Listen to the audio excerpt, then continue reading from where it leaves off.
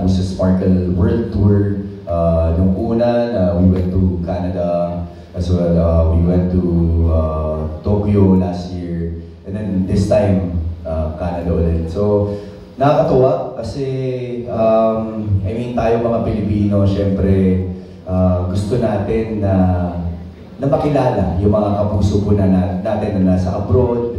Alam po natin ang kanilang mga buhay doon. At kumbaga lahat po ng mga tagumpay na natamasa ko dito sa ating bansa, siguro gusto kong dalhin yun sa kanila because ang totoo niya ng ating mga taga-suporta, ang ating mga kababayan, sila po ang nagsisilbing inspirasyon sa atin to work harder at patuloy na nagawin kung ano ang aking mga layunin at hangarin sa buhay, at yun po ay para patuloy na makapagbigay ng saya sa maraming mga tao, lalo na po sa mga kapuso po natin na nasa ibang bansa. So I'm very excited, lalo pa ngayon na makakasama ko po ang aking mama ay, at matagal kami magkakasama doon.